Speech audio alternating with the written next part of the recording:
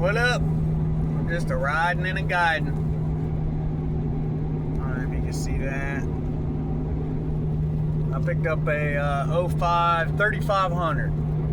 I picked it up in Cleveland. So I live near Columbus. That's a couple hours, a little over 2 hours.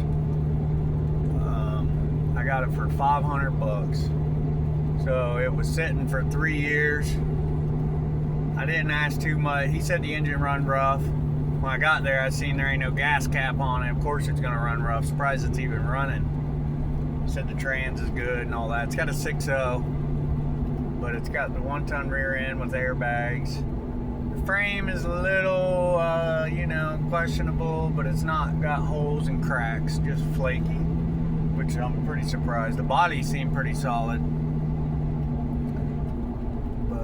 The truck I'm driving right now is an 07. I call this old girl Haggard. And then so the one on the trailer probably be Haggard 4.0 with the 4-door. This one, 263,000 miles, just runs like Grandpa's truck. The windshield, pretty bad. But there's that old beast. 4-wheel drive. So it's still got the cat on it. It's got 2 pills and then the crossover cat. Not all of them's got that on the 6.0s. So I'm hoping to sell these cats on that truck. And then I'm on my way to Worcester right now to pick up some cats. Buying from a guy who has a few trucks. And I'm hoping with those cats and these cats, basically have nothing in this truck, and hopefully it will even cover my fuel. But I just figured I'd make a video. I'm bored and riding through Ohio. We jump these tracks.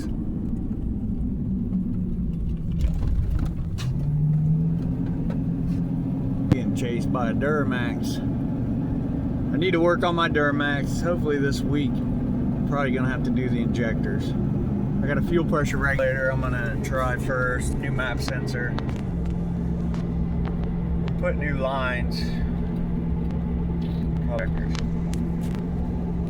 But anyways, I wanted to share how good the Lord was, how good the Lord is and has to me. The other day I went to Columbus, picked up a Chrysler 300 with Hemi, and I rushed out.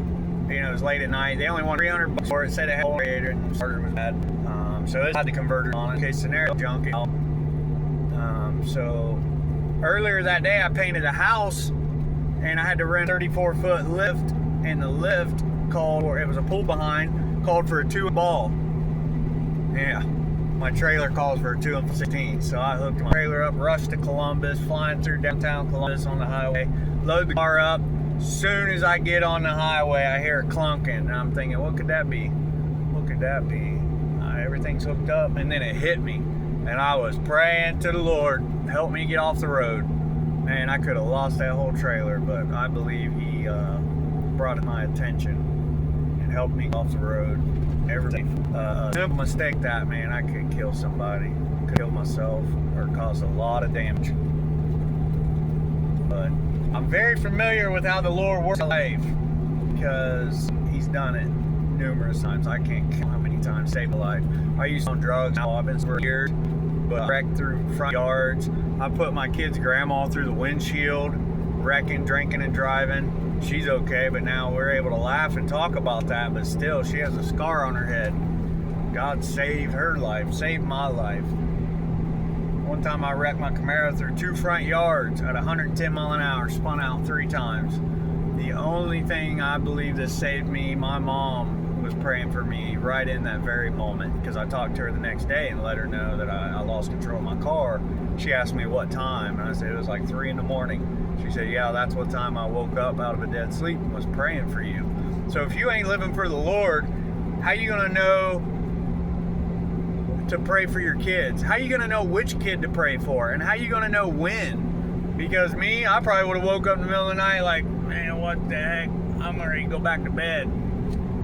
But she knew, since she's living right with the Lord, on her heart. So He's not gonna mess with free will. He can, But I chose to drink and drive, and I wrecked that car. So instead of interfering with my free will and taking away the gift he gave me, he interceded for my mom that was living right with him. Her volume was turned up to his voice.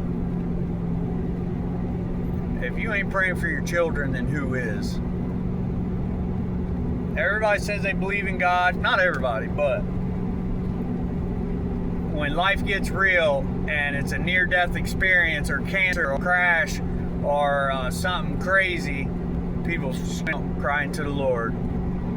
Don't wait till it's that time. A lot of people don't get the chance to make it to their deathbed. Life is so fragile. It'd take it in a second. But I just wanted to testify how good God's been to me.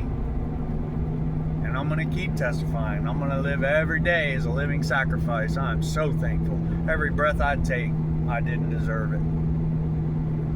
I was chief sinner. And I ain't perfect.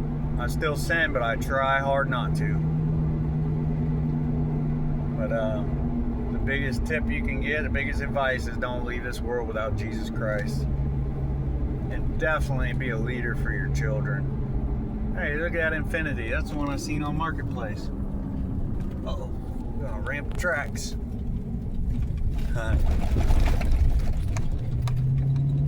I'm sorry, I get distracted, especially for vehicles. Alright, y'all.